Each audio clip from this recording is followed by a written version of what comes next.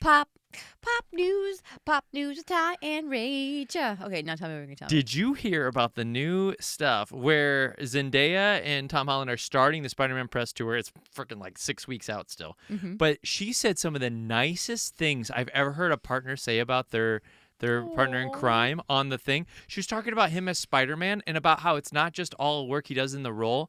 It's about like how he conducts himself when he sees fans and about how he makes them feel like good inside, just like Spider-Man would. She said she goes on like a 2-minute diatribe about how amazing her partner is and about how great he is as Spider-Man. And I was like, dude, this is a marriage built to last. Like if they're not, I don't know if they're married or not yet. They're probably married. But I bet. these two are gonna make it. Yeah. Like that's what I thought at the end You of the can interview. I was tell. like, these two are gonna make it. Yeah. Well, you think about it, like that's where they fell in love. That's how she fell in love with him is when he was Spider-Man and this role in this place together. Like that makes a lot of sense. I was telling Rach before I hit record that I respect how these two conduct themselves so much. Like they are very cool. Both of them. They're both so cool. I love too that they're kind of putting this push on so that they can like also like they're getting ready to take a break together too because they want to be parents together and they both want to take like this break from Hollywood at the same time to be mom and dad together.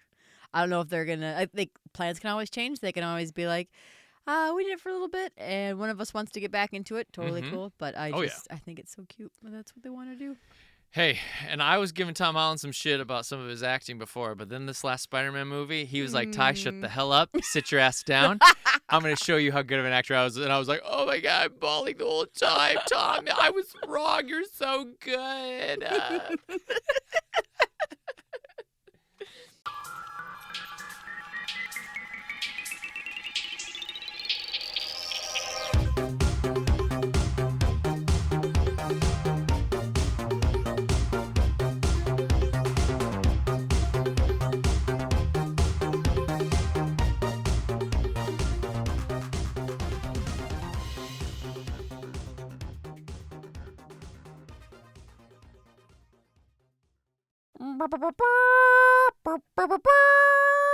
Hear ye, let us roll out the red carpet. We have royalty among us today. Introducing Pixar. Pixar is in the house. Welcome to Summer's Off. I was on edge this whole time. I was like, what is she kicking to me? What is she kicking to me? Am I supposed to do am I William Wallace right now? Am I the royalty? No. Welcome Pixar. Welcome Pixar. Welcome Pixar. And what do you And think- slash Disney adjacent. What do you think Pixar Thank sounds you. like? Probably the lamp, like. Thank you so much. I'm Pixar. Yeah. I don't know. Yeah, what does Pixar sound I like? don't know. I think the lamp with like a weird voice like that. I think that's pretty much dead on. Yes, this is our first Pixar animation. I mean, all of animated Pixars are the same. But also like slash Disney animated movie. Wow, here we are, season 9, breaking barriers. Yeah. Now, did you ever have these moments once Pixar became a thing and a Disney movie would come out like Frozen and you'd be like, oh, the new Pixar. And then people would get mad at you and yell at you and be like, it's not Pixar. Did that happen to you or was that just a me thing? Yeah, that's just a you thing. No one yells at me. I like got that. yelled at so much because I'd be like, yeah, Frozen, the new Pixar is pretty good. It's really, you guys should go check it out. And they'd be like, it's not Pixar. You were so protective of it. Yeah, nobody yells at It's like, me. I don't really care. Okay. You run Disney, Pixar, isn't there a merger? I feel like you they're run the with a same rough umbrella. crowd. Hey, that is true. That's a rough crowd there. Yeah, that was the Best Buy crowd. Oh. Do you know okay. Rough and Tumble? I almost got in a fight with my security guy. Okay, we can. Yellow shirt. If you see a yellow shirt at the top of the store, I almost beat that guy's ass. Okay, we don't. That's not the vibe for today. Yeah, it is. Yeah, actually, that is exactly the vibe for today. This is one of the most violent animated movies I've ever seen in my life. It is action-packed. Right. Swords, arrows. I'll be honest, as a Scot, Yeah. I was minorly offended at how violent they made my ancestry look. It was very violent. I was wondering, like, I wonder how Scotland feels about this movie. I didn't look it up. I didn't get a consensus. Like, what do the Scots think of Brave and I don't the know. portrayal of Scotland in We it? did Braveheart in an earlier season, and there's more fighting in this than there was in Braveheart. You think so? Yeah. Not as many deaths, but luckily, like things just block swords coming at people's faces in Pixar movies. But yeah. Yeah. Violent. A lot of violence. A lot of violence. Yep. But good. Good-hearted violence. Ty, 2012, Brave, what were you doing? How did you miss this? How did you miss Brave? I was a little busy. I was breaking into the theater world for the first time. Okay. We had moved up to the cities. I was in a new place. See, I was in your life. I I had time. I was working at Best Buy, like I mentioned. Mm-hmm. And then we were engaged. Yeah. And planning a wedding. Mm-hmm. There was a lot of shit going on. And so I'll be honest, Brave hit the cutting room floor I for guess me. so. But I'm not have to see every single Pixar guy. Mm-hmm. Like I haven't seen Elementals. I have. Yep, I missed that I one. just saw Ratatouille like 2 years ago for the first time. Really? Yeah, I think we were here What did you in think? Champaign. I thought it was great. Yeah. Yeah, it was very fun. Not on my top 5 list. Mm-hmm. Spoiler alert. Can't but, wait to hear it. But I liked it though. I enjoyed it. Mm-hmm. I have never saw. There's another big one that I was like, I haven't seen Cars 2. I haven't seen Planes. I haven't seen. No. We don't. In the same breath, we're not going to talk about Cars 2. You don't think so? No, I don't know so. But appreciate you honorable mentioning Cars 2. Have you seen all the Pixars? No, I haven't. I haven't seen Elemental. Yeah. And there's a couple of other ones that have slipped past me as well as I've gotten older, but I did definitely see this one. Dude, we're getting old. That's the moral of the story. I believe I've seen all of the ones that have won Oscars, though. Oh, okay. As have you. Now I think you've seen all of the ones that have won Oscars. I have. I'm Yeah. pulling up the list right now. No, There's a I've couple got other it. ones. I've got it. You've seen them all. If I've I've done my due diligence, you've seen all of the ones that have won Oscars. Not seen Cars 2. Cars 2 did not win an Oscar, so that you're safe. I never saw Finding Dory. That didn't win an Oscar. Never saw Cars 3. Oscars, babe. Oscars. Listen to the words of my Never mouth. saw Luca. I'm not going to repeat myself. Never saw Elio. And haven't seen Hoppers this year. Again, those aren't I'll be honest. at not- the level. Not interested in seeing Hoppers? Are you interested in it? It's I'm on not, Disney Plus and now. yet it did really, really well. Yeah, So, it did. Way better than people thought. They Yeah. thought it was another flop like Elio, and it ended up like doing killer at the box office. Yeah. So maybe. I don't know. I'm going to have, some people say I'm going to have some time on my hands here to, like, between feedings and sleepings, Well, I'm gonna tell you straight have up. some watch time. You are not gonna show that baby Brave. Much too violent, much too dark. She can't see that until she's 8. 8 years old, you think? Yeah, But that's older than you were when you saw Killer Clowns, and that's way scarier. I know. I'm very protective. That's where you're going to draw the I'm line. very protective as a father. Yeah, I can't wait But to what if see I'm like, no, what you when put she's down 5, the line. I'm like, come here. We're gonna watch Killer Clowns. Yeah. What? It's time. Killer Clowns from Outer Space. You're gonna love it. I'm gonna have some questions about that. We'll skip the jail scene. There's only one scary moment in that whole movie. We'll skip it, but the rest of it on the table. You think that's the only scary part in there? Yeah, I do. I do actually. Okay. All right, Ty. For anyone else out there in the world who maybe hasn't seen Brave, can you give us a bit of a synopsis on it? Yeah, there is a fiery little princess, fiery in hair and fiery in spirit, who doesn't want to be a princess. And she is trying to avoid getting married to these 3 like kind of bumpkin suitors who come from the other clans. But it's time for her to get betrothed. And so she follows some will-o'-the-wisps, which I always kept telling Rach. I was like, I'm pretty sure these things are evil when we were watching the movie. She follows some will-o'-the-wisps into the forest. By the way, this is where I didn't know what else the movie was about. Yeah. The movie to me is about somebody who didn't want to become a princess, doesn't want to get married, so she runs off to the woods. That's the end of what I knew. Yeah. So if you were like me, stop this podcast now because I'm going to spoil the rest of it for you, Ty. There's a lot more There's to it. way more to this movie than what you thought. I thought she was going to live in the woods for a while and then decide to come back when it was time. No, that's not what it's about at all. She follows the will-o'-the-wisps into a witch's shack who is a wood carver who loves bears. And she goes, I want to change my mom. Her mom is overbearing, is kind of like trying to make her into the princess, the person she wants her to be, rather than the person that she wants to be herself. Mm-hmm. And gives her a little piece of pie, and she takes it back to her mom. Her mom eats it, turns into a bear.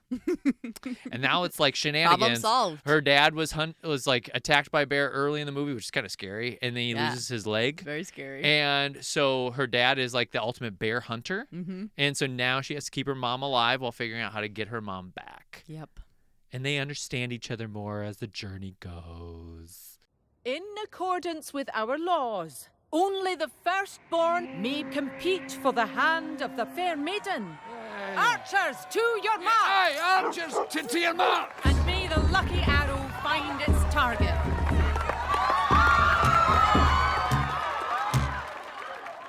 Get on with it!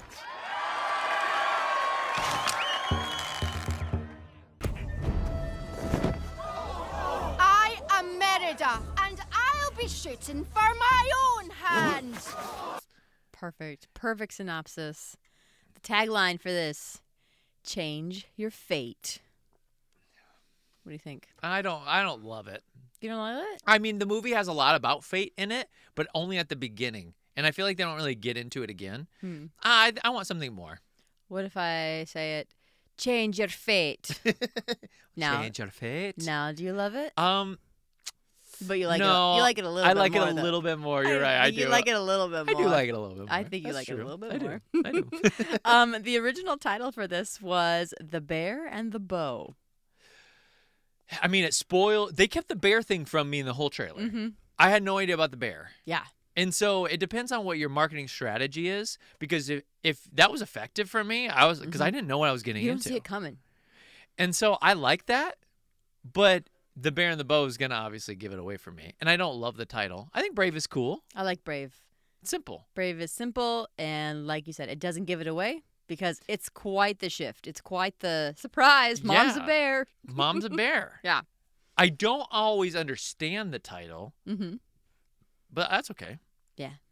It works for me. I don't really understand Total Recall either. Who understands that? So first memories of this movie, I don't even know if the first time I saw this was in the theaters. I think it was in the theaters.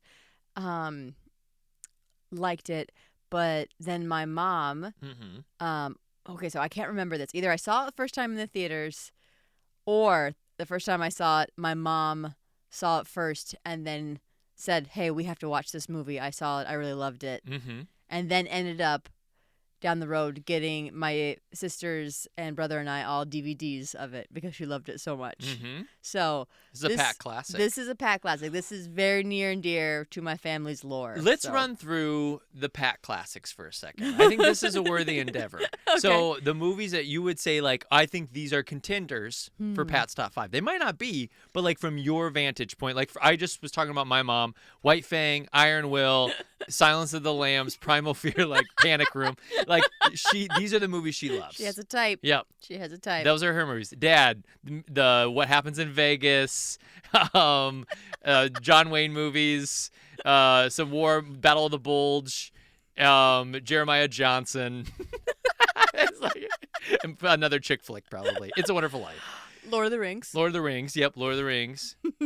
So yeah, they're an eclectic bunch. That is a good. But it's kind of like this and this, this and this, this and this. What would you say for your mom? Brave. Okay. She loves the movie The Joy Luck Club. Yes. Okay, that was the one I was trying to think of. Mhm. They're about sisters, right? Mm-hmm. Yep. I think she likes League of Their Own. Okay. I think she likes You've Got Mail. Okay. So she has that in common with your dad. I know your dad loves that movie. Loves You've Got Mail and League of Their Own. He likes both. Yeah. She likes those good feel goods, like those classic, Mm-hmm. good rom coms that are still like funny and sweet. Yep.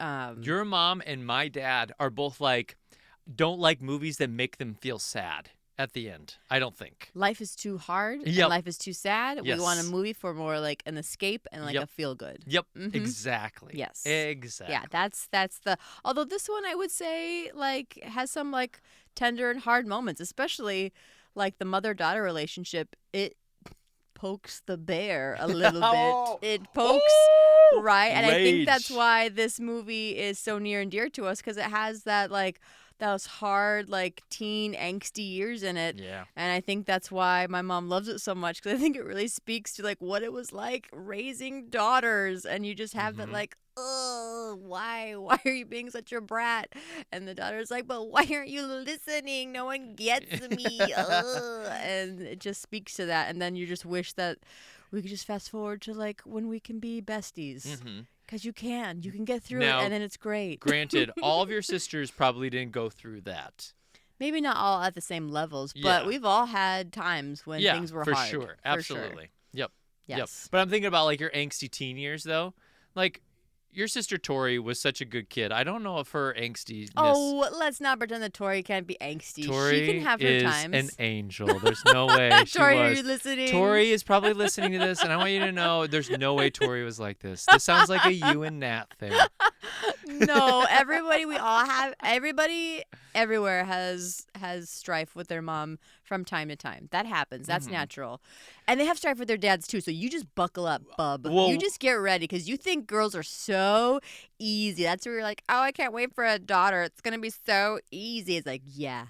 Oh, it's so easy. You just wait. You just wait until puberty. Everybody- And she just lashes out for no reason, and she's just crabby, and she just rolls her eyes at you, and you're like, what did I do to deserve any of that? It's so funny, you guys. I've gotten so many stories from my male friends and female friends who have told me all the same thing. Like I'll be looking around while their little boys are destroying the house.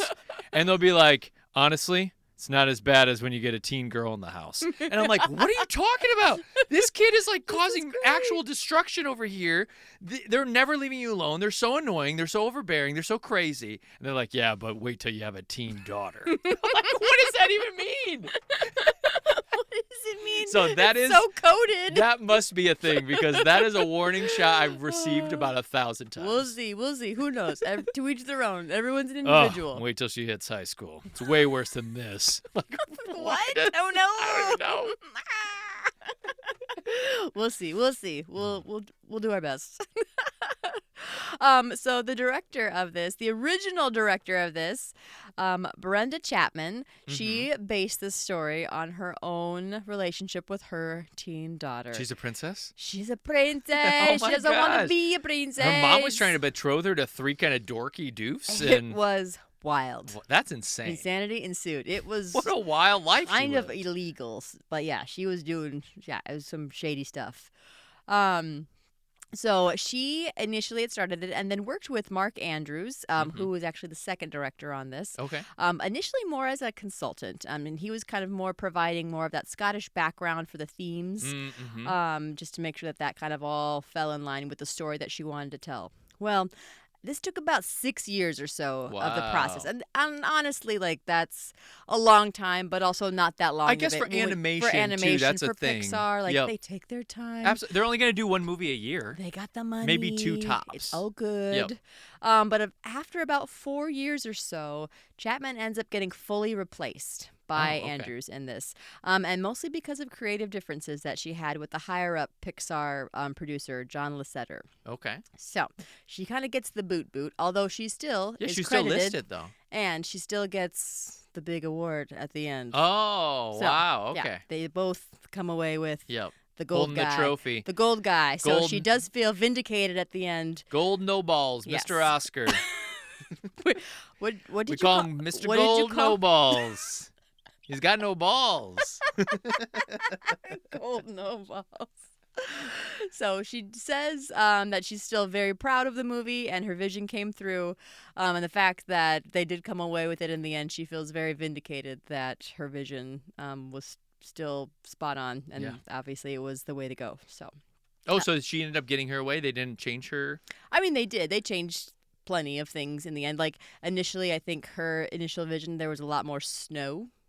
Okay. Which I do think is a mistake. When you're in Scotland, like, you can have a little bit of snow scenes, but, like, let's, like, highlight the beauty of the greenery yeah. of It made me Scotland. want to go to Scotland, not in the winter, in the summer. It's like, oh my gosh, there's gonna be so many Highland games. Like, there's gonna be greens, the so much falls. green. I Ooh. can go up into the Highlands. I can go down in the lowlands. Like, it looked beautiful. Yeah. they actually took the animators there so they could study the light, how it interacts with stone, how it interacts just in general, like coming through the leaves. Like, gosh, wouldn't you just, if I was any good at like animating, like, wouldn't you just love that trip in general? Yeah, the research trips. The research trips.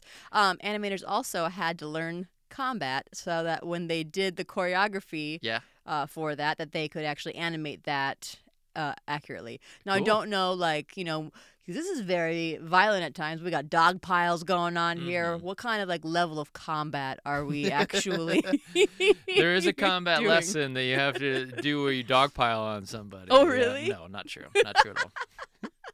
That would be great. Yeah, and you don't really do any combat where you're throwing things at people. That's usually all CGI. If you have, like, a knife getting thrown through the air, almost always that's CGI. Because you can't deflect it unless it misses and it's going to go somewhere else.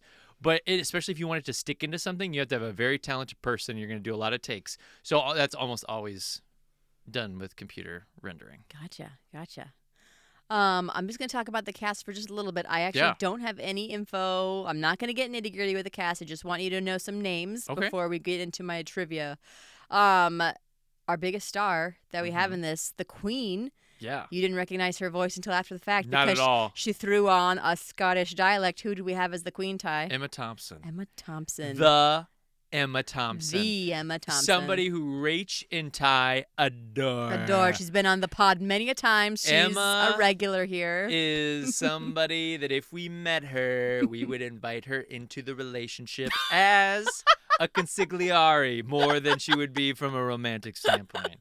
We would just say, hey, we could just use your advice on life throughout our time on this earth. You seem so wise. You're so wise. Tell us what I you know. I could have adopted you as a grandma, but I chose to take it a step further. You are now in the marriage. I need your advice from sunup to sundown. I love it. Enunciate, you must be understood from anywhere in the room, or it's all for naught. This is all for naught. I heard that. From the top. A princess must be knowledgeable about her kingdom. She doesn't doodle. That's a C, dear. A princess does not chortle. Doesn't stuff her gob. Rises early. Is compassionate. Patient. Cautious. Clean. And, above all, a princess strives for, well, perfection. No, that's good. That's really good. For our daughter, Merida, our main, Kelly MacDonald, an actress, a Scottish actress. She was in her 30s when she voiced Merida. She was not initially cast. We actually had a larger actress who was cast initially to play Merida. Not a Scottish gal. British, though? Nope. Oh, American. An American. Okay. A Summers Off gal from this season. Julia Roberts. Nope. Okay. Younger. Reese Witherspoon. Yes. That's ridiculous. I'm not saying Reese doesn't have a great Scottish that she can pull out, but this is a thing I rail on this. I freaking take animated movies to task on this exact point. When you cast a star voice to do something, especially dialect-oriented, I think you are putting yourself in a stupid position. You're paying that person more. Yeah. And you, like, the payoff for it is usually not super great. Let's just take Mandalorian and Grogu. They did for Jabba the Hutt's son. Oh, yeah. Jared Allen White. Jeremy Allen White. Why would you go Jeremy Allen White? He, like, has the most understated acting. He, like, barely acts anyway. He just, like, likes to do steely cold stares all the time. Oh, whoa. He does. I just watched Springsteen while you're gone. I watched Springsteen. Bad stuff. Okay, I didn't see it. And I can't speak. so he's not a voice actor. And so when you're listening to him, you're bored out of your mind because this person isn't a voice actor. And same with Reese Witherspoon. She's not a voice actor. And so you went with the voice actor on this. That was a brilliant choice. The actress did phenomenal. Yes. Her Scottish was so pure and beautiful. Because it's her native had tongue. Great acting throughout the whole thing. She knew how to fit her voice to the moment of animation. It was a slam dunk. Disney, You need to do this almost all the time. We don't care if it's a big star or not. You are the star. Disney is the star. It's Disney Animation. So pick the best voice actor for the gig and go with it. We don't care if they're not a famous person. I don't disagree. I agree. Yeah, Reese said that her Scottish was so bad she had to quit. She dropped herself out? Well, she's like, guys, I can't do this. That's what she says. They said that it was like scheduling conflicts, but like Reese will like offhandedly say like, yeah, no, it wasn't. I wasn't getting there. So that's really brave of Reese to admit. Yeah, I don't know if it's brave or she's just being like kind of like, is it? It's brave. Brave. Is it? Yeah. I think so. Again, like you said, they didn't need it. They already had Emma Thompson as a face, and also other people, maybe not as famous, but like famous in the world of like Scottish actors. So the King was Billy Connolly. Yeah, I knew that name. You would recognize his face if you saw it. Could have been Sean Connery. Oh, that would have been cool. It would have been. I don't think he is near silly enough. From a King voice. And the King did a fantastic job. He was excellent as that. Oh, this guy. Yeah, see, I knew you'd know his face. Oh my gosh, I totally know his face. What are you in? Oh yeah, you're in Boondock Saints. You're like the old assassin. Okay. And then he's in Last Samurai. He plays the drunken friend and stuff. Okay, yep. And he's in Pocahontas. Did you know that? Oh, I wonder who's in that. He's Mel Gibson. Mel Gibson? No, I'm just kidding. Wait, what? He's a good character named Ben. I don't remember Ben. Nope. He plays Mel Gibson. Ah, very good. So that's all I'm going to say about our voice actors. Okay. Any other questions on No, that front? How do you think they did? I thought the voice acting was tremendous. I thought that everybody did a great job. There were times that I thought the Queen was like, Emma Thompson was like a little conservative with her approach, but it fit the character. Sure. And so for me, I was like, no, I don't have a problem with this at all. Yeah, was she a little British in her approach? Yeah, but the Queen doesn't feel Scottish. Yeah. And so I was okay with that. Sure. She's not British. I never took it that she was. Yeah. But I took it as she is like trying to not be Scottish in a way. Like, I mean, she just smooths out the roughness she's trying of to be the a rest of queen. the kingdom, right? Yeah. Yep. So she's a little bit more not. reserved. Yeah, she's not allowing herself to fall into the behaviors of the clans. Mm-hmm. Oh, the clans. Oh, the clans. Speaking of the clans. We're fighting each other. So, one of the clans, I don't know if you noticed, the one that's the rounder, kind of remember his name, the actor who played it, Kevin McKidd, was so excited because it was the first time that he got to use his natural Scottish accent for a movie. And he was the one who was unintelligible to us. Oh, the one that we couldn't understand anything he said. Because they used what was called Doric, which is a dialect spoken in northeastern Scotland. Okay. All right, so I'm going to have you read something for me. Okay, yep. I'm going to highlight it here for you. I can't really highlight it, but I'll just show you what I want you to read. It's this one, and it starts with, "It's just." Okay. Do you see that? Mm-hmm. Do that your best reading there. It's just not fair. Making us fight for the hand of the queen and the Disney or the bit of it you can. Yeah, you did it. Very good. Do you know what you said? It's not fair that we have to compete for the hand of the queen like this, Ken. It's just Or something like that. understand? Yeah. Understand? It's just not fair. They're making us fight for the hand of the queen that doesn't want any bit of it. Ken. Ken must be like, okay, right? Am I right? Am I right?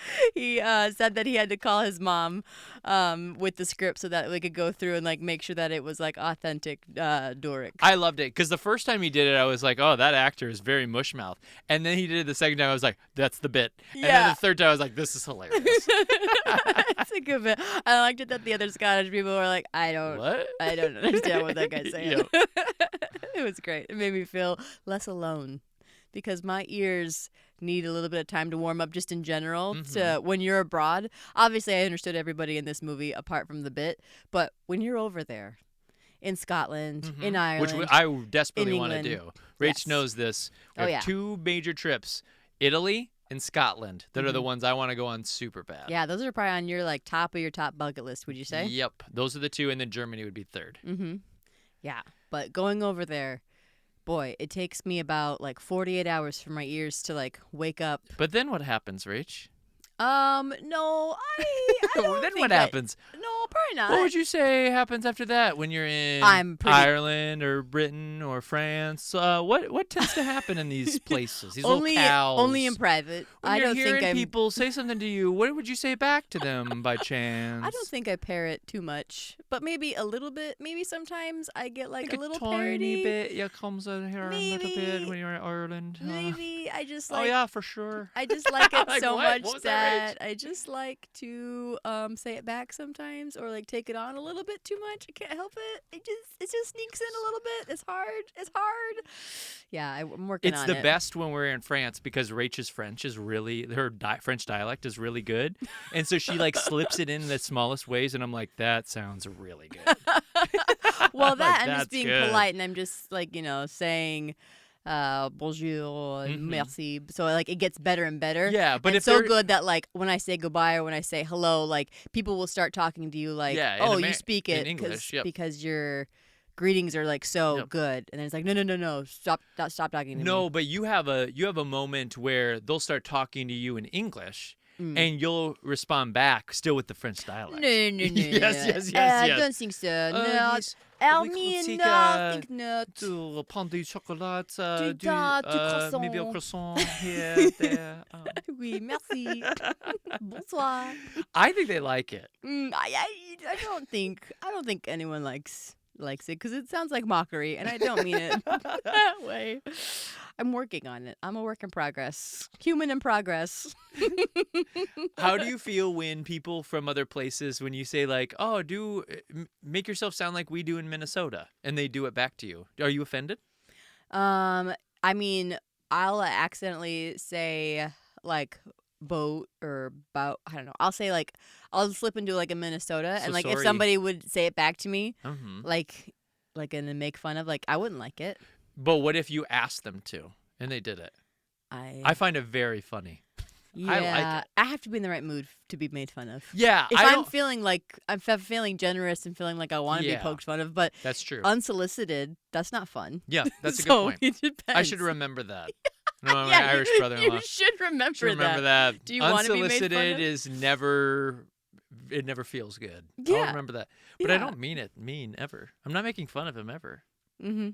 Yeah, just think about it. I just- Unsolicited versus solicited. Yeah, Always. it is. It is different. You're right. It is very different. So this is the first Pixar movie that is set entirely in a historical past. Oh. Mm-hmm. And we thought maybe 12th century, but also they have kilts, and those actually didn't come about until like maybe 15th century. So we kind Yeah. of bend time a little bit because they could not have kilts. Mm-hmm. I think they just loved it. Otherwise, they would just be like in long tunics with tights. Yep. And like that's not near as fun and colorful and exciting. So animators, they kind of bend it a little bit. So And I was thinking about this. I think the Vikings first land in England, in Northumbria, in like the 700s. I think I could be wrong on that. I Somebody love, be how like, you're, "No, I love how Ty." you're going to half ask So me that. there's like, the yeah, age. Ty. There's the age of the Vikings, which is like 800 to like 1200 ish, and so we're in the age of the Vikings still. I think in this movie, the tail end. Okay. We pretty much solved the Viking problem. The Normans have invaded 1066 Battle of Hastings. The Normans rule England. Okay. And so they have for a while, and they are building castles all over England. And so it's harder for the Scottish, who used to like do raids down and steal a bunch of stuff and then run back up to the North Highlands, and you couldn't chase after them. Those days are dead. Okay. Because there's nothing to raid because the kings have all these castles everywhere. And so we are in a time where Scotland is like very vulnerable, and we're gonna see Edward Longshakes and Braveheart and all that stuff. That happens in the late 1200s. Okay. So we're like 100 years away from Edward Longshanks, William Wallace, and Robert the Bruce. Gotcha. Very exciting. Thank If you. we can't beat them out, we'll breed them out. Ty's favorite movie. Braveheart, top five. Top 5. Go to Summers Off. Top 5 season for more on Edward Longshanks. Actually, a really great contemporary, complimentary look at the world of Scotland. Brave and Braveheart Together. together. Side by side. Do you think they picked the name Brave because they were playing off of what Braveheart had done in the 90s? You tell me. I don't know. It feels like the brave quality like doesn't really have. They never say like you got to be brave. Like nobody ever really says anything about bravery in it. That's not true. When she's a little girl, she's like, "Oh, my brave girl," during the thunderstorm, and she comes up through it and she's singing her song. Okay. But it's really not. It's more about fate than it is about Yeah. bravery. I guess you could call it fate, heart. Fate heart. You like that better? No. Okay. But I'm wondering if Brave they're playing on what we already knew about Scotland and associated Braveheart with it. Maybe. 2 additional software programs were developed just for Merida's hair. I like the hair. The hair was incredible. She has 1,500 strands of hair curls to move around for her every movement. Mm-hmm. And the computer program that was developed just for her hair is called Taz, as in like Oh. Tasmanian devil, like the idea of like a curl. Yep. And so like what it does is like it stays curled and like it bounces back every time that like she moves it. So they had to like create this program just to do that. Her hair was good. The bear hair was good. Honestly, Yeah. like it's 2012. The animation's incredible. It looks so good. Like the water looks really great. Yeah. The animation didn't age one bit. It looks so good. I'll be honest. I have this in my no. I'm gonna save it. I'm gonna save it for my review. Okay. I thought that it was stunning to look at. I like was so immersed in the world. I felt like wow, this is really a sight to behold. Yeah, they took their time and the artistry really comes through. Oh, it's gorgeous. It's beautiful. This is Pixar's first female protagonist. Oh, they hadn't done Princess and the Frog yet? That's Disney, botch. Oh, Pixar. Somebody's like, oh, I had better friends than that. Nobody was getting on my ass about Frozen. And here you are in this room, and you just got on me because I said Princess and the Frog was Pixar, and it's Disney, and you became one of them. You need to know. You're one of them. I'm trying to protect you from out there. I'm trying to toughen you up. You need to know that. Hey, you're about to have a daughter. You up. You need to know the difference between Pixar and Disney.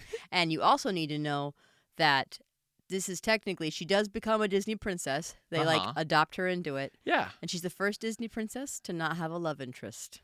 Yeah, sure. Yep. So that's pretty powerful. I liked it. They actually. Because let me be honest with you. Go on. I had a crush on her. Merida? I thought she was super cute. Mm-hmm. And I thought the red hair was cool. You know me, I'm not like a big red hair guy, except for you with copper. I was gonna say, I can have reddish But hair. I was just like, oh my gosh, she's a daywalker #1. I don't know if we say that. Do we not say that anymore? I don't know. South Park says it, so I'll say it too. Yeah, because everything they offend say. everybody. Nobody can get mad at you if you're offending everybody. Well, you're offending me right now. Is what I would say. I thought she was very cute. And I was like, oh, wow. It's cool to see all her curly hair bouncing everywhere. They actually initially had a romance between her and one of the guys, and then they scrapped it because they were like, what are we doing? No. Like, this is not the story. It's not the story. I actually love that. I think that, yeah, it's her. She wants to be independent, and she reaches that independence. That's the story. The story is, the conflict between her and her mom and sorting that out and her independence. That's the story. She is also one of the first princesses to not be based on a pre-existing literary character or a historical figure. Oh, okay. This Completely is all invented. Completely invented. Imaginary person. She also is the first princess to not sing. Yep. That makes sense. You don't have to sing to be a princess. Although we would like to hear it. we love songs. And there is a song in it, but she is not singing. No, it's all technically. soundtrack songs. I think there's just 3 of them. There was a reference earlier in this to a lost kingdom with a king with 4 sons. Yep. Did that ping historically for you with anything? It's loose, but like I'll give you a little history thing here. I don't think so. I mean, really, the only Scottish king that I'm like really familiar with is like the true story of Macbeth. So, well, and this wouldn't be Scottish necessarily. So not Scottish. not Scottish. Just open up your world to like Charlemagne. another land. French ruler Clovis. Oh, Clovis, who is related to Charlemagne. Yeah. Of course, they all are, aren't they? Yeah, the Franks. Yes, whose death with his 4 sons created Gaul, Yeah. modern day France, and then he split that region into 4 parts for his sons. And then I think that was, okay. I want to say Clovis is Charlemagne's grandson, but I need to look it up. Okay. Yeah, because that's, people want to know. People will Okay. be like, well, was he or wasn't he? Yeah, who is he? Who is he? You can't just drop that and not tell us, Oh, Ty. no, Clovis was way before Charlemagne. I am completely off. That's all right. Clovis unified the Frankish tribes in the 5th century. Charlemagne was in the 800s. Okay. So, jeez. Oh, my gosh. Phew. I almost made an idiot out of We myself. would have had to come back from last season and come back and fix that one. No, you would have had to censor everything I just said there. You would have had to go beep, Censor it? beep, beep, beep, beep, beep, Just cut it out. beep. Cut out these fun facts.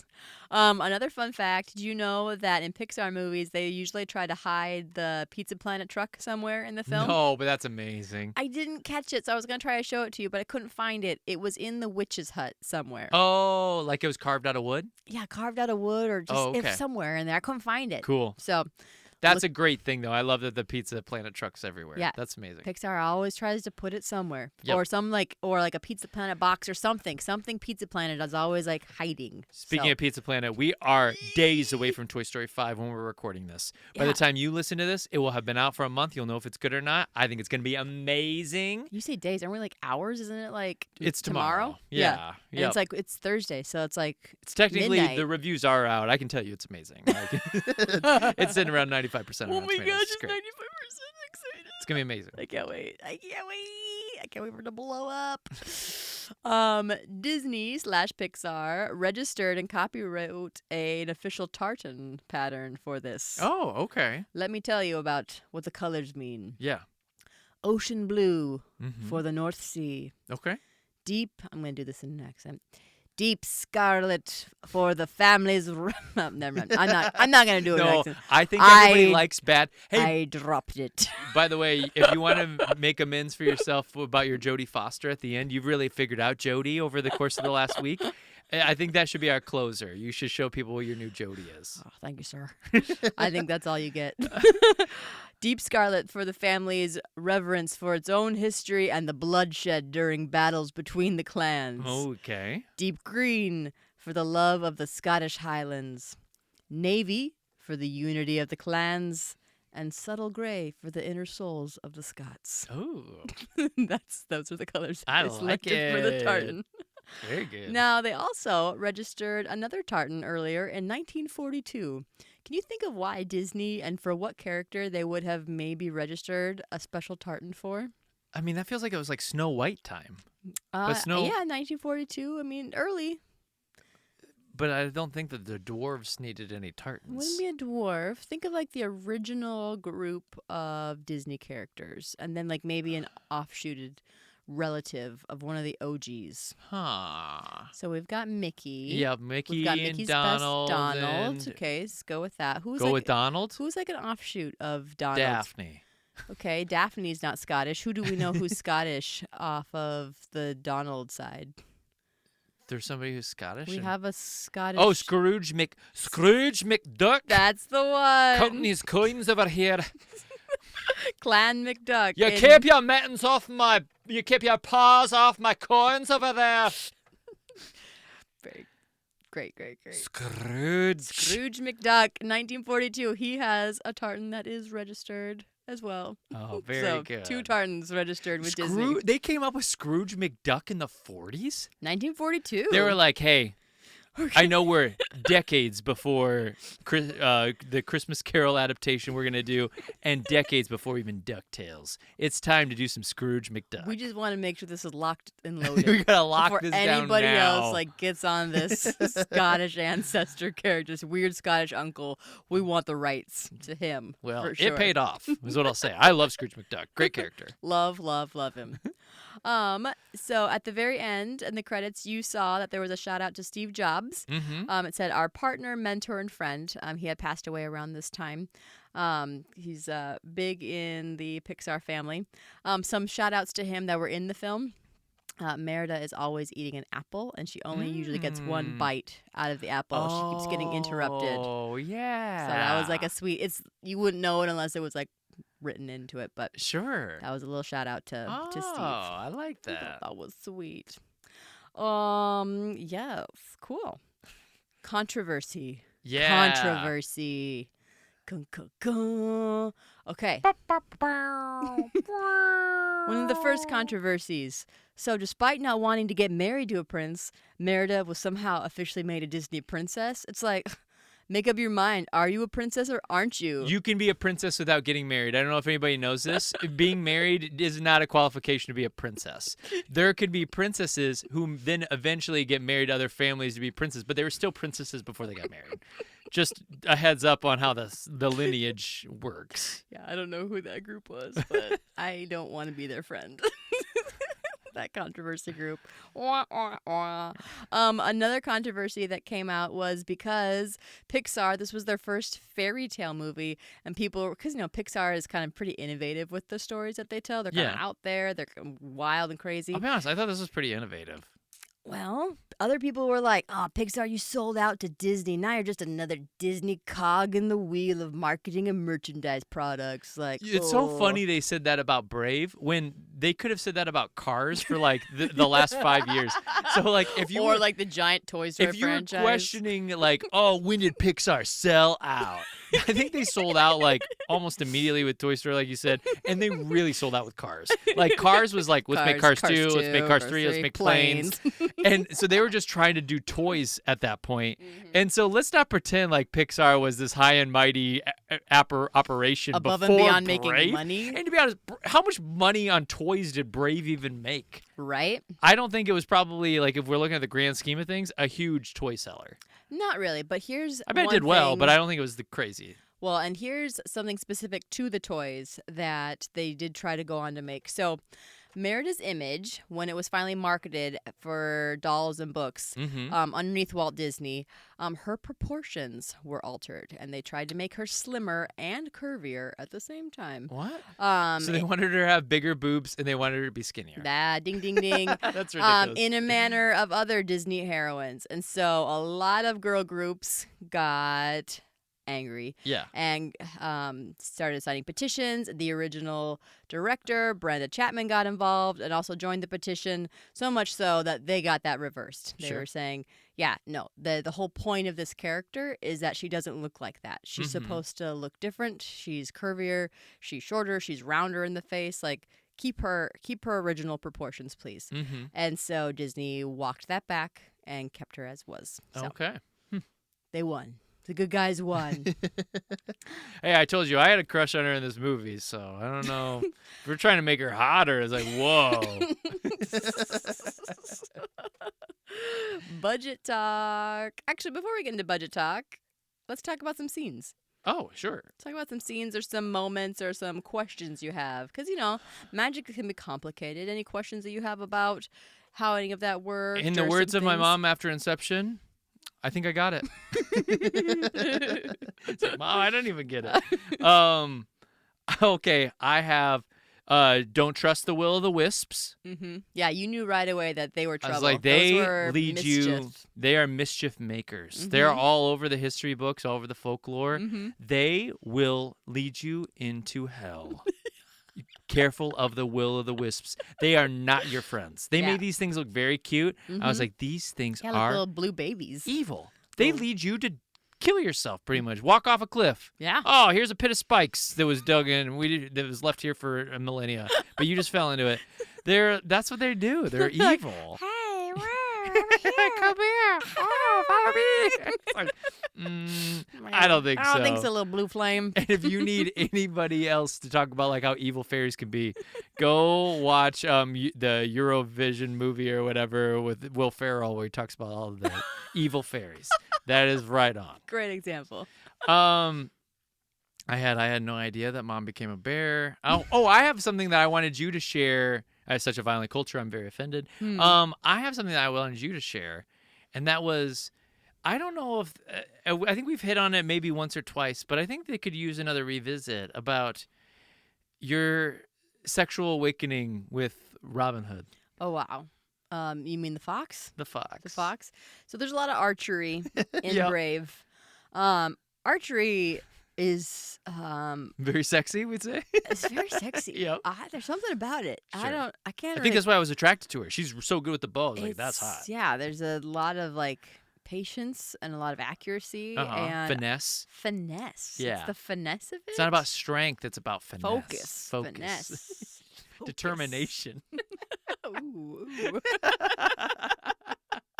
And I'm finding that a lot of people shared this as well. That like as a young girl watching a cartoon. Cartoon Fox. Cartoon Fox. Not just a cartoon. Cartoon Fox. You know, seeing this rendition of Robin Hood, this British animal fox, being like, wow, I'm developing feeling. I'm in my feels. I like this. I think I love. I think Fox. I'm in love with Fox. I love Fox. I want to marry Fox. Yeah. I don't know how to explain it. I just. First big crush. I was telling Rach, as crazy as this sounds, Rach fell in love with a fox, of half fox, half man. I mean, he's standing on his two hind feet, so he's not regular fox. He's an anthropomorphized man into a fox. He's half fox, half man. He's got that accent too. He's very charismatic. He's very charming. He is very charming. Robin Hood. Robin Hood's so charming of a absolutely. character. You almost always fall in love with Robin Hood in the movies. Not Kevin Costner, but yes. Almost. Almost. Big almost. I almost did. So close. So I was telling Rach, this is a thing that is all over my socials right now, is women talking about their like crazy crushes that they had as kids. And I would say 90% of them are about the fox and Robin Hood. So I was like, you have felt weird about this your whole life, but I don't think you should. This is a thing right now. It's kind of a cultural moment we're living in, that the fox, everyone acknowledges the fox was hot. We all wanted to do him, and you shouldn't feel weird about that, because we all felt the same. Mine was pure. Mine was purely about love. I just wanted to get married. Yeah, for now. I just eventually wanted to love him. But now, when you think about him, again, I think the thoughts have turned a little dirtier I don't know. at this point. If I saw him in a mannequin costume, I think I'd be like, oh, I'm a little scared. Well, yeah, I mean, that's the intrigue of it, is that it's so distanced. I think it would ruin the charm if you saw him standing in front of you. My first stirrings. I like to refer to it as stirrings. Your first stirrings. My stirrings. The first time you got butterflies in your yoo-hoo. Ken, you have a way of saying things that ruin things for me. I don't think so. Yeah. See, mine was Little Mermaid, and so like. Well, so obvious. Oh, how wow. She's half fish. She's half fish, Rach. That's a good point. She's half fish. And then when Jasmine came around, I was like, okay, it's time to stop being a freak. You just like belly buttons. You just like belly buttons. That's well, your kink. That you is like belly the truth. buttons, I guess. Okay, let's share everybody's kinks on the mic. Yeah, I have a way of saying things too. Wow, yeah, I guess called out here. I'll admit it to the audience. Belly buttons are my thing. Ding, ding, ding. Ding, ding. I feel no shame. Whereas I guess, am a furry. That's a big thing. I got called out. But I told you, a lot of people are on your side. You share this with a bunch of freaks out there. Like, you guys are a bunch of freaks. You're going to need to show me some of these videos so I feel less alone. But yeah, first stirrings. I think I'm going to put Splash on Summers Off for next season, because I need to investigate this mermaid thing a little bit further. Yeah, I think I need to see if it crosses over. Yeah. I need to see Beyond what's going on here. the animated area. This might be also a kink. Something weird's going on with me. Oh my gosh. Any other scenes you want to talk about? No, not really. I thought that it was fun to watch Emma Thompson go from being like turning more savage bear, and then like realizing, oh, I'm still the queen, and like standing upright. I thought they animated that very well. So I like that. By the way, Emma Thompson, she would have had an easy job in the recording booth. Oh, yeah. She didn't have like a ton to do. That was awesome. She got the whole middle part of the movie off. Right? Like, oh, sweet. Sweet payday. That was great. As I feel like are a lot of animated gigs. Yeah. You come in, you do your thing, and then you're gone. But there's so much excitement in their voices. I always think about the endurance. I have so much respect for voice actors. Voice actors to me are like, they're these beautiful anomalies that exist in the world, and I honor and respect you guys so much, and that's why I get mad when stupid people get cast in your roles, where I'm like, there's this whole group of people out there that are so infinitely talented that I just want to see them get all that they have coming to them. Fight for the voice actors. I love it. Fight against AI. I was on that train about 10 years ago. Protect the voice actors. Here, I've been screaming it from the clouds. Yeah, babe. Absolutely. Budget, Yeah. 185 mil Whoa! It That- costs 185 million. to make. I guess you're paying those animators for a long time. There's probably a whole For crazy 6 team. years. Yeah. Heck yeah. Wow. I These didn't realize babies Pixar movies cost that much. money. I wonder how much Toy Story's gonna cost.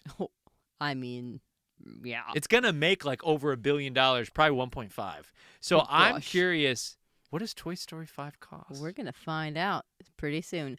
Opening weekend, U.S. it makes $66 million. This was in June 24, 2012. Okay. It ends up getting third place that weekend behind Madagascar 3 Oh, jeez. and Snow White and the Huntsman. Ew, that did not age well. What a time to be alive. Ugh. That is, I would say, a weak year. A week opening. A week Mhm. in summer A months. week. Oh, by the way, Toy Story 5 cost $250 million. How much did you say this one was? 185. So it hasn't gone up that much. Hasn't gone up that much. Oh. They also invented new technology for this, so Yeah. maybe That's part true. of it. Could Yeah. be. Cumulative, it ends up making 540 million. So Good. we okay. Good. We're okay. No worries, everybody. Pixar's fine. Hey, I know you guys were worried the state of Pixar. Did they make their money back? I want to say Are they in trouble? I want to say Elio was vastly under projections. They thought that was going to do much better, and it kind of tanked. But it was okay because I think Inside Out 2 came out the year before and like doubled its Wiped projections. wiped the And then people were slates like, "This clean. is the craziest shit we've ever seen." And so it was like you can have like major misses, Yeah. Oh, for multiple in a sure. row, and it's okay. Yeah, that makes sense. And but- then the merge. And then all the Hoppers things. did way better than they thought. Yeah, So. so they can take swings and misses, and that's you can just play the play. Yeah. That year, it was the third highest grossing animated film that year. The third. Number one that year was Ice Age: Continental Drift, Yeah, which made 875 million. those I've seen I've seen 3 Ice Age movies, all on road trips. Oh, so you saw this? And Probably. well, maybe not the third one then. I know I've seen 1 and 2. Mhm. They're fine, but to me they're not like Pixar level. I mean, it's not a work of art. Same with Madagascar. Madagascar 3 was a second. Madagascar 3, Europe's Most Wanted, came in second place with The first 746 million. I've seen the first 2 of those. The first one's good. The second one is whatever. I don't understand how these movies do so well sometimes. Yeah, and they both made more than this. I don't know. That's They're just crazy. More crowd pleasers, I suppose. You just get more people there. Yeah, They're just less challenging. More easier. like. That's exactly right. This is the 8th highest grossing Pixar film, though. Okay, So not bad in a Pixar world. not bad. I would say good company. And there. that's where we're living in a And Pixar that's world. Pixar world, and we're just living in it. Awards. It won the Oscar for Best Animated in 2012. So it beat Madagascar 3 Hell and yeah. Ice Age 3. We had the last laugh. outta here. Although when we look at what it was up against, we were up against Frankenweenie, Okay, I've never seen it. Paranorman, Okay, never seen it. The Pirates in an Adventure with the Scientists, Don't know. and Wreck-It Ralph. Okay, That's what we I had. liked Wreck-It Ralph. I did too, but I like this better than Wreck-It Yeah, Ralph. this is more arts. It's more arty. It's more arty. My nephew and more artistic. More arty. Also won the Globe that year too. Okay. Assuming that. Are you actually? That's not. Should we do reviews or should we get into some Pixar stuff? I have both. Actually, can we save the Pixar stuff for last? Can we do reviews? Yeah, let's get into some reviews. Wrap Brave and then talk about Pixar as a whole. I like it. I like it. Okay, because the reviews are a bit mixed. Oh. So we should talk about that. 'Cause that's going to help you Ooh. maybe understand where it lives in the Pixar universe. Okay. Okay? Yep. Reviews. By the climax, at which all right-thinking viewers will have dissolved into a puddle of warm appreciation, Mm-hmm. the new Pixar film has earned 2 cheers and a big bear hug. Time. Okay. So, positive. Yep. Did you try to watch? It would have been Ebert and Roper. I didn't try to watch them, but I do have Roger Ebert's review here Oh, okay. as well. Brave is easily the best animated feature of the year so far, but it's not a masterpiece. How dare they? Boo boo. Irish Times. Honestly, okay, that is kind of how I feel. I like hearing everybody's responses about this movie. That's kind of how I feel. It's not a masterpiece, but boo-hoo, get over yourself. Yeah, it's 4 to 5 stars. Yeah, that's good. Brave isn't a bullseye, but it's close enough. Detroit News. Cool. Yep. All right. Roger Ebert of the Sun-Times gave the film 3 out of 4 stars. Are you gonna try it? I can do it. Give it in my ear again. So this movie is like da da da da da. Okay. He wrote, "The good news is that the kids will probably love it, and the bad news is that parents will be disappointed if they're hoping for another Pixar groundbreaker. Unlike such brightly original films as Toy Story, Finding Nemo, WALL-E, and Up, this one finds Pixar's poaching a traditional territory." Oh, sorry, let me read that again. "This one finds Pixar poaching on traditional territory of Disney." He said that the film did have an uplifting message about improving communication between mothers and daughters, although transforming your mother into a bear is rather extreme first step. That's it. I was just listening to the Ebert part of it. So he thought it was okay. He just thought it was okay. He thought it was okay. He said it was, a little more traditional Disney than your typical, like, whoa, Pixar, crazy. Look at you out there in space. Yeah. Yep. Or under the sea or wherever you are. So yeah, kind of mixed. Okay. Not a masterpiece. Yeah. But that's okay. It can't all be masterpieces. To me, it's a good offering. It's a good offering. Do you want critics' consensus now? Yeah. Okay, critics' Can I guess? consensus. Wait, you say the critics' consensus, and I'll guess the percentage. Okay.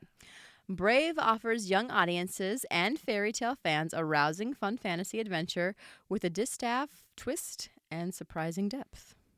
88%. 78. Okay. Rotten Tomatoes. Audience. 88%. 75. Oh. I love that you're aiming high.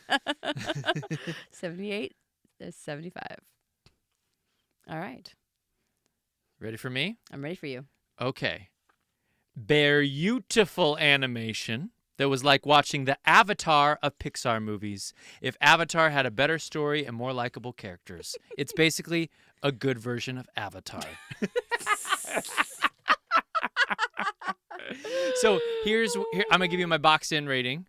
61%, tied with The Shining. That's a boxed in, though. I'm boxed into that. You're boxed in. I'm You're boxed stuck into a 'cause corner. You're like, I like The Shining. But now let me give you my humana. That's your humana. Here's my humana, 78%. Okay, I like So it. I'm like kind of in line with the critics' consensus and audience consensus. Right in there. Mm-hmm. I like this. Yeah. I thought this was great. It's like such a smooth drink. Is it gonna stick with me? No. Like I won't think about it tomorrow really. And I wish that the music that was playing alongside of it was maybe a little more catchy. Okay. I thought the songs were beautiful, but there are no earworms. Like nothing that I'm gonna think about. Like the song in Wild Robot. From the score. You know was that song? But it's an actual song though. Yeah. What if you did reach right up there and touch the sky? No, it's good. I mean that's an earworm. Like that, I don't know the words, but I'm gonna carry that one Clearly. forward. It played when we were on the boat this last weekend. Yeah. You know what I'm talking about? Yeah. But so this one, I would have loved to have like one really catchy earworm that stuck with me that would make me like remind me of the movie. So we missed that. But I thought that the story was like kind of a breath of fresh air. I love that there's no love story. Yeah. Sometimes I feel like in Frozen, I almost wish that they kind of played too much into the setting up Anna and what's his name? Hans. Well, I like Hans. I like the false Hans, relationship. not that one. The other one. I don't remember the fake guy. The actual guy. I like that there's the fake relationship that falls apart. But then the other guy and her. Yeah, what's that guy? They almost like play a little too deeply into that relationship, which I wish he was just along for the ride. And so there's a tiny bit of a romance there that then they make it about the sisters though.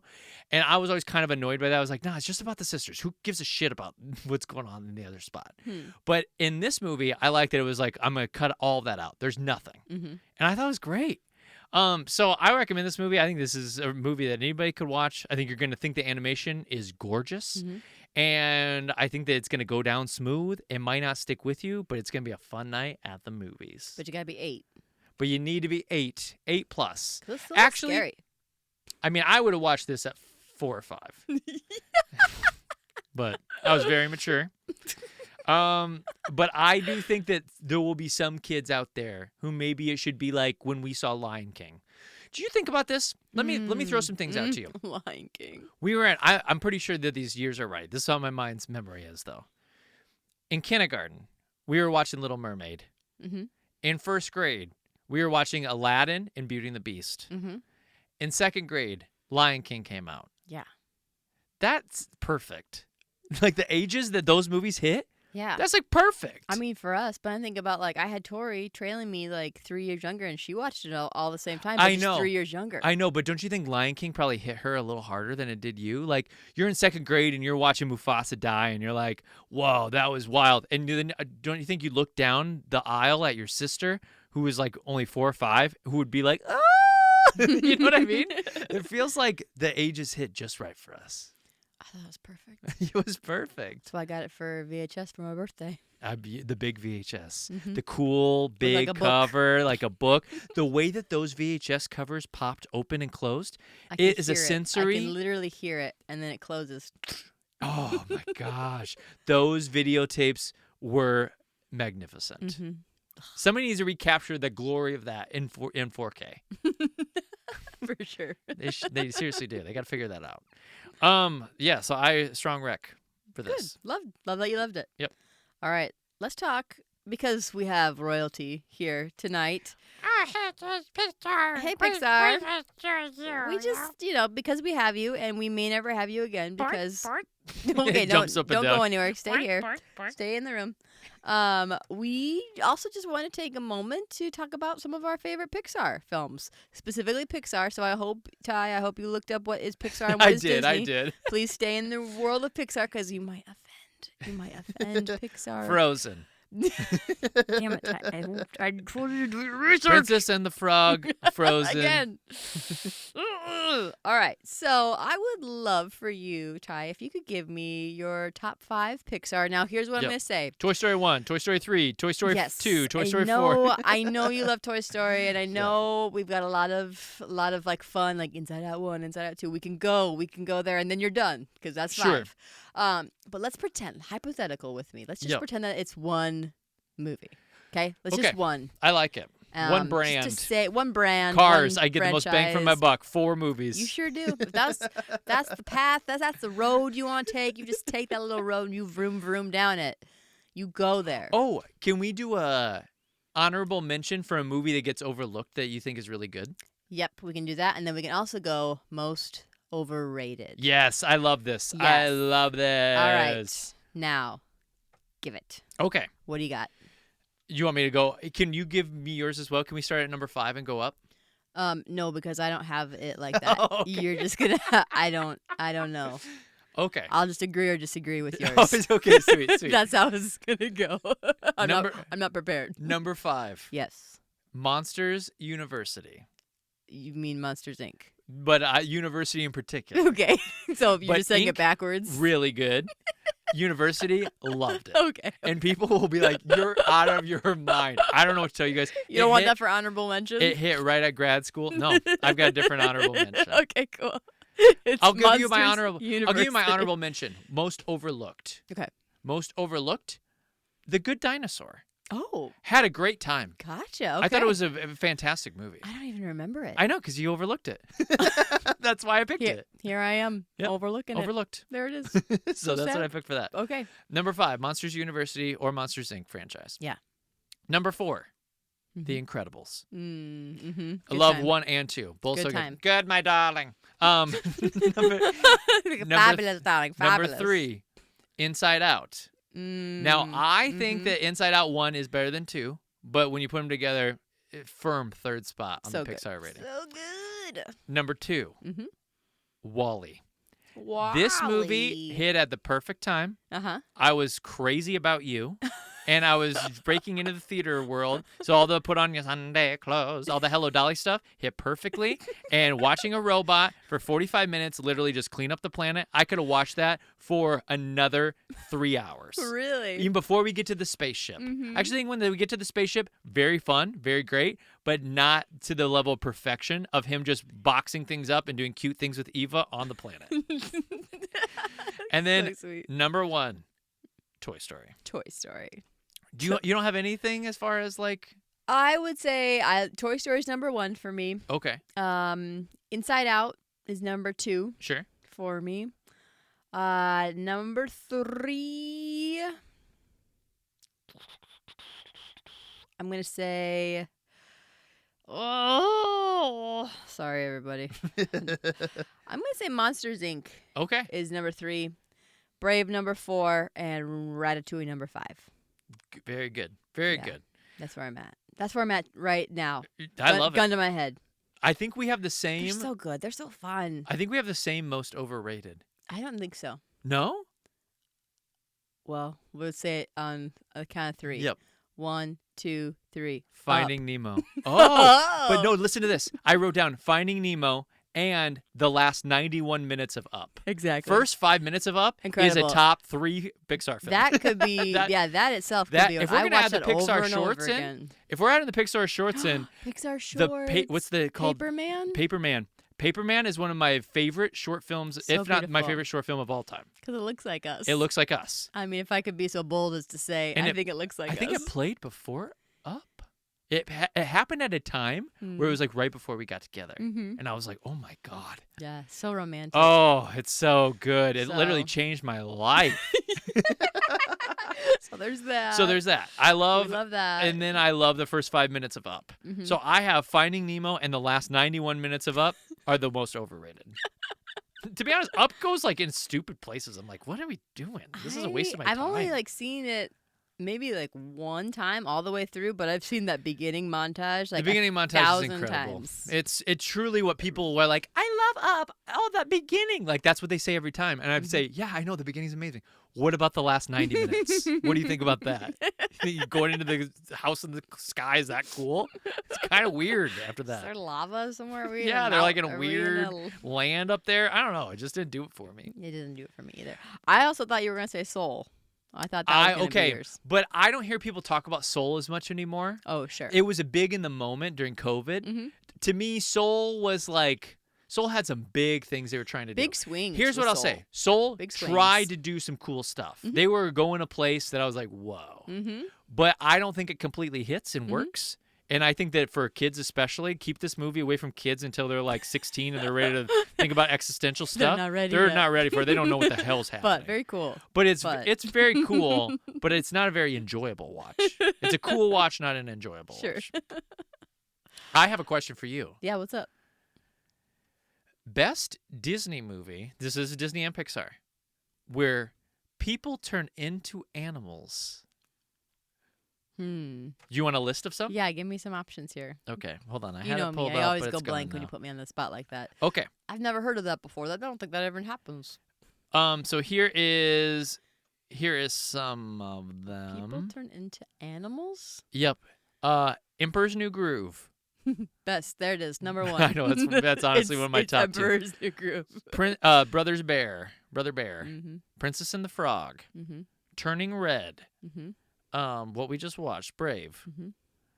Mm-hmm. Pinocchio. Mm-hmm. Sword in the Stone. Mm-hmm.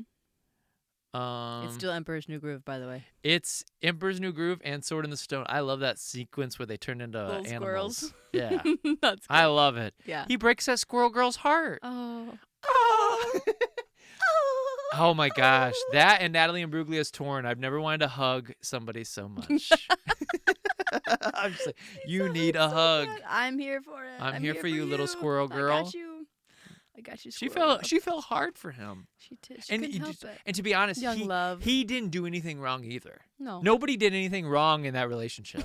It's a faultless. I- no one was at when fault. they break up, faultless. When they break up, I'm like, it just had to happen, and I hope you both find what you're looking for because Yeah. it wasn't each other. He was sorry. He was sorry. He tried to tell you. He tried to tell you. I'm just a boy. It's like he's a good guy. He's a good kid. King Arthur's King Arthur's a good kid. he's a good kid. He's a good kid.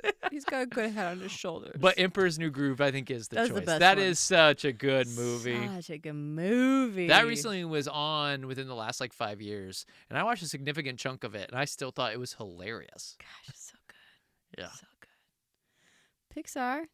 Thank you so much for coming today. Oh, thank you.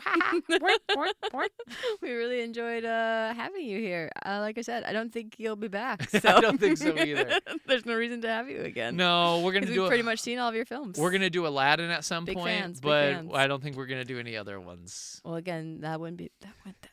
That's not Pixar. Babe, that's not Pixar. My favorite Pixar is actually Aladdin. I can see where you're getting yelled at. Aladdin and Toy Story 3 are, I think, my top 2 Pixars. People are gonna slap you upside your head. I'm gonna slap you upside your head. But then we're gonna be Can't able to be do a movie critic we're anymore. gonna be able to do best Disney movies in totality once we get to Aladdin. Sure, that'd be fun. I'll fast track that. Splash and Aladdin next year. I'm not. By the way, I'm not committing to Splash. I don't know about Splash. Yeah, just put that on the back burner. We don't. It's on the list, but I don't know if we're getting to it right away. Okay. Oh, I don't know if I said what I had this at. I have this Brave sorry. at an 86. A humana. It is appropriately right by Braveheart. I thought. Oh, wow. I thought they should be together. That felt they right to me. should be together. It just felt good. And listeners, now's the time when this ends. Go check out Braveheart, Mhm. the podcast, While not the you're- movie. While you're thinking about it, Yeah, you got to go listen to our episode on Braveheart. because you'll be confused about the history there, or Yeah. or if this enticed you to learn more about the historical accuracy of Oh, this. and we get deep into the history of Scotland. Mhm. And when I say deep, don't let that scare you. It's not that deep. It's some would say just deep say. enough. Just the right amount. Just the right amount. Ty, we have your last episode. Yep. Not our last episode, but No, Rachel's gonna close down the season. your last episode next week. What chills and thrills do you have for us next We week? have 2 vidcasts to end the season. Mhm. So for those of you who like the first vidcast, and by the way, there's a little bit of extras in the podcast. I don't put the little clips in the vidcast. So like you can have different listening, viewing experiences based on what medium you apply for. Mhm. So if you like the first vidcast, though, come check out the next one. It's guaranteed to be a chest-ripping good time. We are going to remember the theme. Remember the theme. Horror and horrifying. Well, ladies and gentlemen and all my friends in between, we're going to go more on the horror side. Ending strong. Ending strong. Ending strong with one of the most classic horror movies of all time. A movie Rach has never seen and must see. It must be seen, Rach. But isn't quite scary enough for a Halloween episode. I think that there's better Halloween episodes out there. It's not really Halloween-y. Okay. Very sci-fi. Ugh. We're talking about boy. face huggers. We're talking about chest bursters. We're talking about cat and mouse. Can you escape from the clutches of the alien?